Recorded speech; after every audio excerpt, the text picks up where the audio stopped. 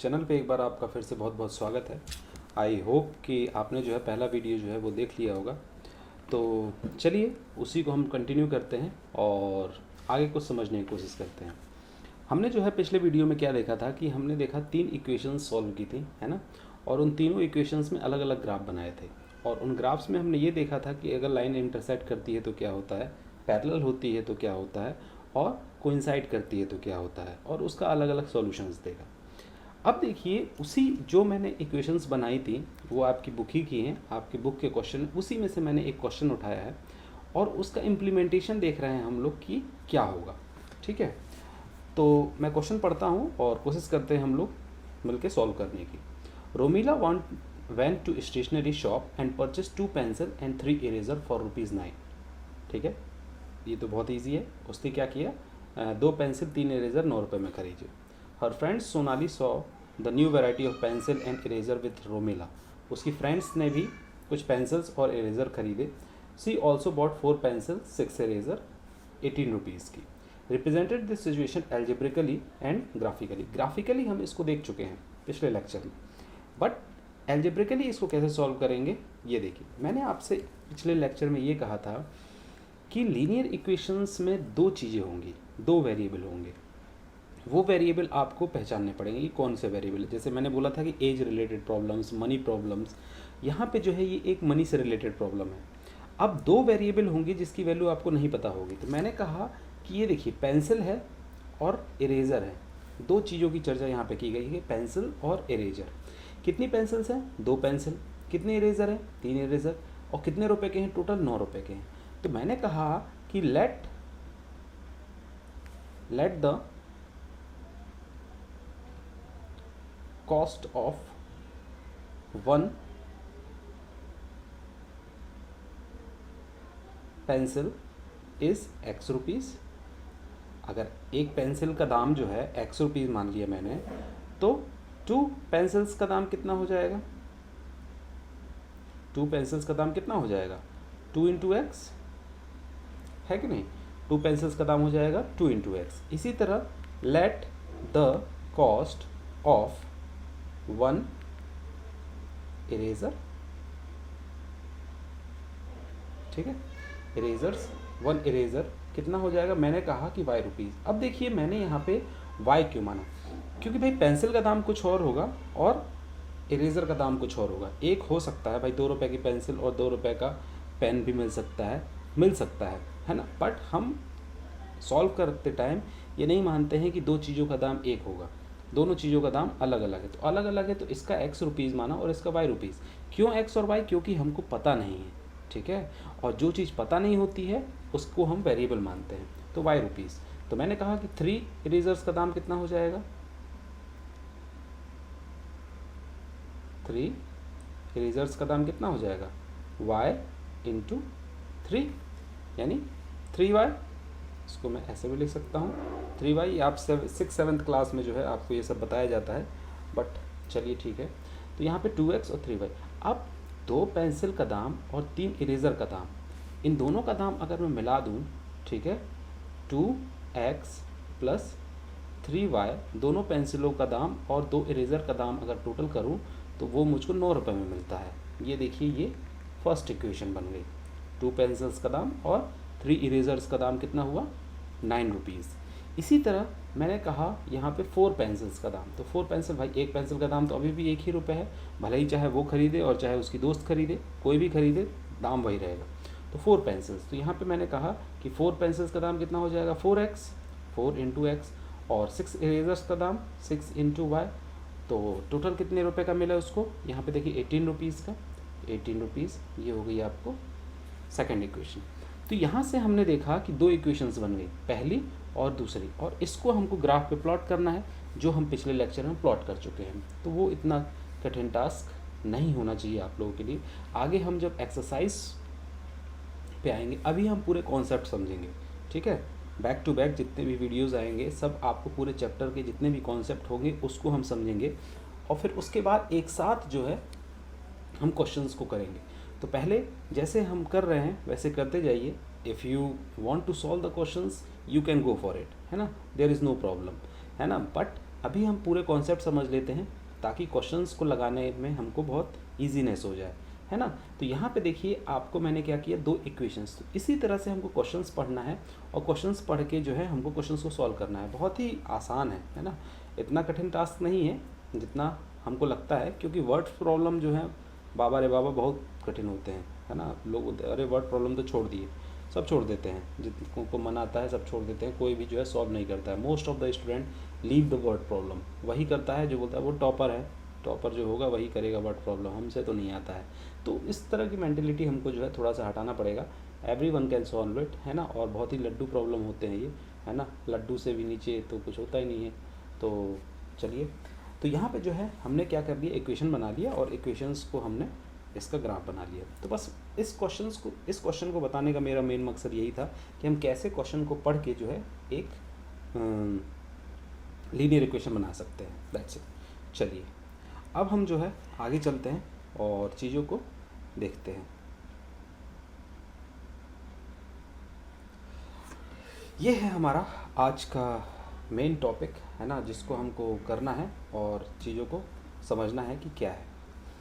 अभी तक जो है हमने क्या देखा कि पेयर ऑफ लीनियर इक्वेशंस हम पढ़ रहे हैं, पेयर ऑफ लीनियर इक्वेशन हम पढ़ रहे हैं और उसमें हमने ग्राफ बनाया और ग्राफ की मदद से जो है हमने चीज़ों को देखा कि कैसे जो है हम एक ग्राफ की मदद से पता लगा सकते हैं कि कौन सी लीनियर इक्वेशन क्या है और नो सॉल्यूशन होता है कि इनफाइनाइट सॉल्यूशन होता है कि यूनिक सॉल्यूशन होता है।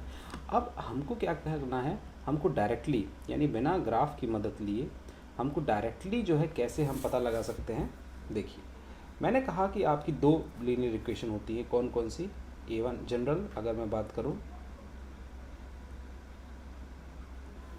जनरल इक्वेशन,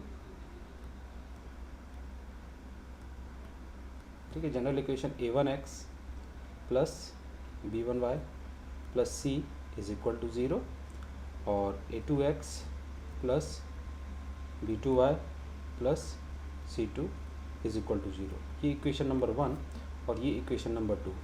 इस तरह की आपको इक्वेशन जो है दी रहेगी, नहीं दी रहेगी तो हमको बनाना पड़ेगा इस तरह ताकि हम सॉल्व कर सकें क्वेश्चन। इसके जो कोफिशिएंट हैं और जो कांस्टेंट टर्म्स है, कोफिशिएंट हम जानते हैं क्या होते हैं, जो वेरिएबल से मल्टीप्लाई होता है।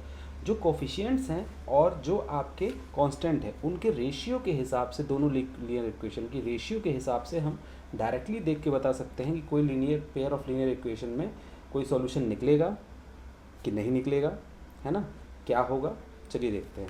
सबसे पहला जो है वो है आपका A1 upon A2 is equal to B1 upon B2। जब ये दोनों जो है इक्वल नहीं होंगे, यानी x के दोनों इक्वेशन के x का कोफिशिएंट का रेशियो और दोनों इक्वेशन के y के कोफिशिएंट का रेशियो अगर बराबर नहीं आता है, ठीक है, बराबर नहीं आता है, तो हम क्या बोल देंगे कि वो कैसा है, इंटरसेक्टिंग लाइन्स है। यानी उसका ग्राफ कैसा बनेगा, उसका ग्राफ कुछ ना कुछ ऐसा बनेगा। यानी ये दोनों लाइनें, अगर ये लाइन L1 है और ये लाइन L2 है, तो उन दोनों लाइनें आपस में क्या करेंगी, इंटरसेक्ट करेंगी। और बाकी हम जानते हैं, हमने तो पहला वीडियो देखा है, तो अगर नहीं देखा है तो देख लीजिए एक बार, ठीक है। तो क्या होगा यहाँ पे एग्जैक्टली वन सॉल्यूशन, ठीक है, और इसको हम लोग यूनिक बोलते हैं। और हम ये भी जानते हैं कि अगर ये वन सॉल्यूशन है तो ये क्या होगा, कंसिस्टेंट सॉल्यूशन भी होगा, है ना। नाउ सेकंड कंडीशन क्या है आपकी, कि आपका A1 upon A2 is equal to B1 upon B2 is equal to C1 upon C2।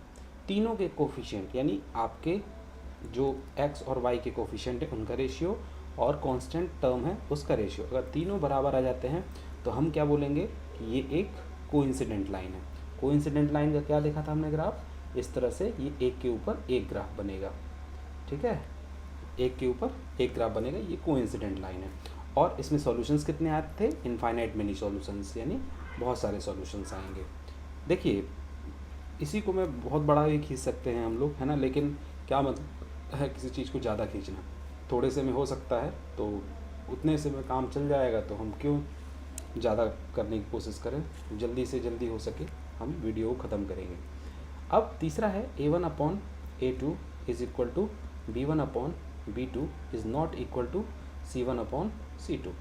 यहाँ से कोफिशिएंट निकालिए, अगर इन दोनों के इक्वल हैं और वो C1 C2 के इक्वल नहीं है तो आपकी क्या होगी, ये दोनों लाइनें आपस में पैरेलल होंगी और ये नो सॉल्यूशन होगा।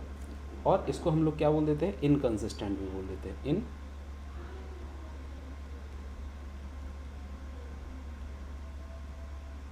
इनकंसिस्टेंट।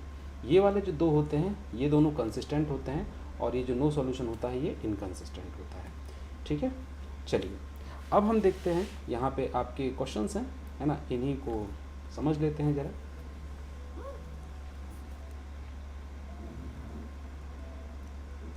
Let me delete.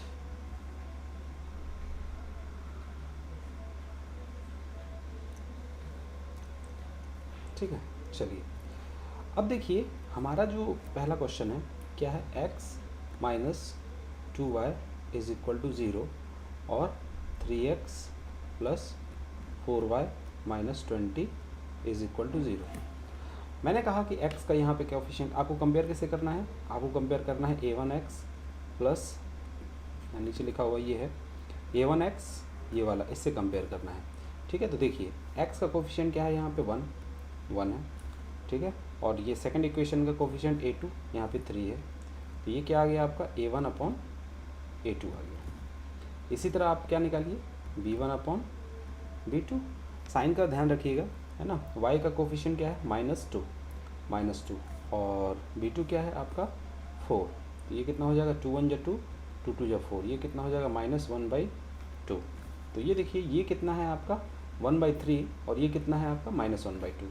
तो a1 upon a2 is not equal to b1 upon b2। यहाँ से हम डायरेक्टली बोल देंगे, आगे आपको ग्राफ प्लॉट करने को जब बोला जाए तो प्लॉट करिए, अदरवाइज़ एक नज़र में जो है पहले पता लगा लीजिए कि ग्राफ बनेगा कैसे, क्योंकि आपने ग्राफ पहले बना लिया और उसके बाद जो है देखा कि अरे ये तो ग्राफ गलत बन गया, तो you will be in the trouble. Time तो टाइम बर्बाद होगा ही होगा और साथ में आपका क्वेश्चन भी गलत हो जाएगा, है ना। तो सबसे पहले हम एक नज़र में कितना सेकंड लगेगा इसको सॉल्व करने में, हार्डली 30 सेकंड्स, है ना। 30 सेकंड भी नहीं लगेगा आपको एक नज़र देखने में कि क्या ग्राफ बन रहा है। अगर क्वेश्चन में बोला गया है इस मेथड से चेक करने को तो चेक करना ही है जो कि बोला गया है, लेकिन अगर ग्राफिकली भी आपको सॉल्व करना है तो पहले आप इसको एक नज़र देख लीजिए। तो यहाँ से a1 upon a2 is not equal to b1 upon b2, तो हम कह देंगे कि ये जो है क्या है, यूनिक सॉल्यूशन है। इसका ग्राफ 101% जो है कैसा बनेगा, इंटरसेक्टिंग लाइन बनेगा, जो कि हमने आपने बनाया भी है ना। इसी टाइप का एक और क्वेश्चन अगर हम ले लें, है ना, इसी टाइप का सपोज दैट एक और क्वेश्चन ले लें, x plus 3y is equal to 6 and 2x minus 3y is equal to 12। देखिए x plus 3y is equal to 6 and 2x minus 3y is equal to 12। Check करते हैं, देखिए x का coefficient क्या है, यहाँ पे a1 1 है ना, तो यहाँ पे 1, a1 जो है 1 हो गया और a2 कितना हो जाएगा, a2 यहाँ पे 2 है, तो a1 अपॉन a2 कितना हो जाएगा, a1 upon a2 is equal to हो जाएगा 1/2। इसी तरह b1 अपॉन b2, ठीक है, b1 क्या है यहाँ पे देखिए 3 है ना, और b2 क्या है यहाँ पे -3, तो इससे ये कैंसिल आउट हो जाएगा, तो ये -1। तो ये सीधा दिख रहा है कि a1 अपॉन a2 1/2 है और b1 अपॉन b2 -1 है, तो ये दोनों तो कभी इक्वल है ही नहीं, तो इक्वल नहीं है, तो ये a1 upon a2 is not equal to b1 upon b2। Then we can say that कि सॉल्यूशन जो आएगा इन दोनों पेयर ऑफ लीनियर इक्वेशंस का क्या आएगा, यूनिक सॉल्यूशन आएगा, और जो ग्राफ बनेगा वो कैसा बनेगा, कहीं ना कहीं इंटरसेक्टिंग करता हुआ बनेगा, है ना। तो यहाँ से जो है आपको ये पता चल गया। चलिए अब आगे हम लोग देख लेते हैं और दूसरे क्वेश्चंस ले लेते हैं इसके अलावा, ठीक है। चलिए कुछ क्वेश्चंस मैंने लिख के रखे, तो क्या है 5x minus 8y, 5x minus 8y plus 1 is equal to 0 and 3x minus 24/5y is equal to -3/5। देखिए अब यहाँ पे आपका पहला जो इक्वेशन है ये वो ये है और ये आपकी दूसरी इक्वेशन है। अगर आपको कंपेयर करना है इसको तो आपको किससे कंपेयर करना है, a1x plus b1y plus c1 is equal to 0। This is good, लेकिन यहाँ पे जो है थोड़ा सा गड़बड़ है, क्यों, क्योंकि a2x plus b2y plus c2 is equal to 0। अब यहाँ पे c2 नहीं है, यहाँ पे आपको c2 जो है वो इधर दिख रहा है, तो इक्वल टू 0 होना चाहिए। तो पहली वाली इक्वेशन तो ठीक है, हम सेकंड वाली इक्वेशन को पहले बना लेते हैं। 24/5y इस -3/5 को इधर ले आते हैं तो ये हो जाएगा +3/5 इज इक्वल टू 0। ये मान लीजिए कि थर्ड इक्वेशन। अब जो थर्ड इक्वेशन है वो कुछ इस तरह की बन गई। अब आप निकाल सकते हैं a1/a2। यहाँ से a1 निकालिए, यहाँ पे a1 क्या है आपका, a1/a2 निकालते हैं पहले। तो a1/a2 कितना निकलेगा, 5/3। इसी तरह फिर b1/b2 निकालते हैं। b1 कितना है आपका, यहाँ देखिए -8 डिवाइडेड बाई यहाँ पे कितना है -24/5 -24/5। अगर आपने पढ़ा होगा तो इस 5 को मैं डायरेक्टली ऊपर ले जा सकता हूँ। तो -8 × 5 डिवाइडेड बाई -24। इससे ये कट जाएगा और 8 3 जा 24 इज इक्वल टू 5/3। तो क्या हुआ, a1/a2 is equal to b1/b2। Very good. a1/a2 b1/b2 अगर आ गया तो हम लोग क्या बोल सकते हैं, हम ये बोलेंगे कि a1/a2 और b1/b2 आया तो क्या होगा, a1/a2 is equal to b1/b2। लेकिन देखिए अब फंस गए हम लोग, c1/c2 भी निकालना पड़ेगा। क्यों, क्योंकि अगर नॉट इक्वल आता तो ये आ गया, लेकिन a1/a2 और b1/b2 इक्वल आ गया। लेकिन a1/a2 b1/b2 a1/a2 b1/b2 दोनों केसेस में होता है।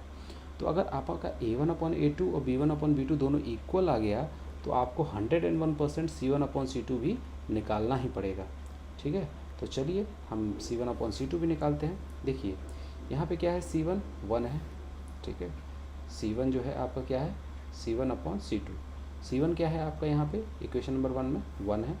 ठीक है, 1 है। और c2 क्या है यहाँ पे देखिए 3/5 तो 3/5 है तो ये ऊपर चला जाएगा तो ये हो जाएगा 5/3। तो ऑब्वियस सी बात है कि ये 5/3, ये 5/3 और आपका ये भी 5/3। तो मैं क्या यहाँ पे लिख सकता हूँ c1/c2। तो ये देखिए आपका क्या आ जाएगा, ये वाला this a1/a2 is equal to b1/b2 is equal to c1/c2। तो हम क्या बोल देंगे कि ये किस तरह का सॉल्यूशन हो जाएगा, आपका इनफाइनाइट सॉल्यूशन और दूसरा कोइंसिडेंट, यानी आपका किस तरह का हो जाएगा, को इंसिडेंट लाइन्स होंगी। यानी ग्राफ जो है कैसा बनेगा, को इंसिडेंट बनेगा। ठीक है, ग्राफ कैसा बनेगा आपका, को इंसिडेंट बनेगा। ठीक है, ग्राफ जो है आपका को इंसिडेंट बनेगा, यानी एक के ऊपर एक बनेगा। तो इस तरह से जो है आप डायरेक्टली कोई भी इक्वेशन अगर आपको दी है तो आप जो है डायरेक्टली निकाल सकते हैं, आप किसी की भी इस मेथड की मदद से। सपोज दैट एक क्वेश्चन और ले लेते हैं, है ना, जैसे y इज इक्वल टू क्या लिखा हुआ है 2x - 2 और y is equal to 4x - 4। देखिए आपका ये बिल्कुल भी जो जनरल इक्वेशन दी हुई थी उसकी तरह नहीं है। तो सबसे पहला आपका काम क्या होगा, इन दोनों इक्वेशंस को जो है जनरल इक्वेशन बनाना, है ना, पूरे टर्म्स को एक तरफ लेके आना और उसको इक्वल टू इक्वेट करना किससे, 0 से। तो मैं पहले वाले को लेके आता हूँ तो ये क्या हो जाएगा, -2x प्लस y तो है ही और ये 2 इधर जाएगा तो ये किसका हो जाएगा, +2 और इक्वल टू 0। ये फर्स्ट इक्वेशन। नाउ सेकंड में देखिए ये 4x है इधर, तो 4x इधर जाएगा तो किसका हो जाएगा, -4x, फिर ये y तो अपनी जगह पे है ही तो y और ये +4 इज इक्वल टू 0। ये थर्ड इक्वेशन और ये आपकी फोर्थ इक्वेशन। अब आप निकाल सकते हैं a1/a2 इज इक्वल टू -2/-4, तो इससे कट जाएगा तो ये 1/2। देन आफ्टर दैट उसके बाद क्या निकालना है आपको, उसके बाद जो है आपको निकालना है b1/b2, है ना। उसके बाद आपको b1/b2 निकालना है, तो ये कितना है 1/1 है। ठीक है, 1/1 है। फिर उसके बाद क्या निकालना है c1/c2 2/4, तो 2 1 = 2, 2 2 = 4, तो ये भी आपका 1/2 है।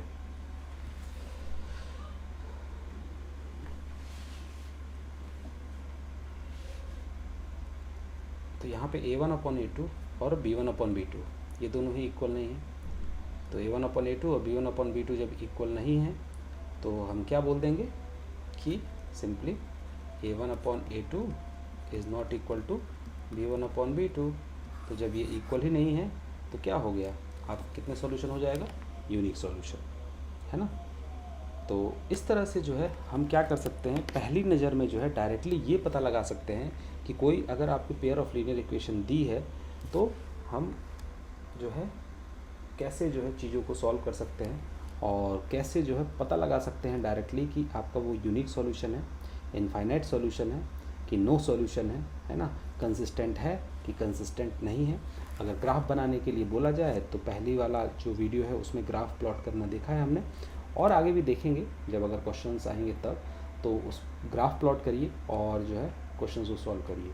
अगर आपको टॉपिक समझ में आ गया है ना, तो this is all for today, and if you like the video so like it and share with your friends, है ना।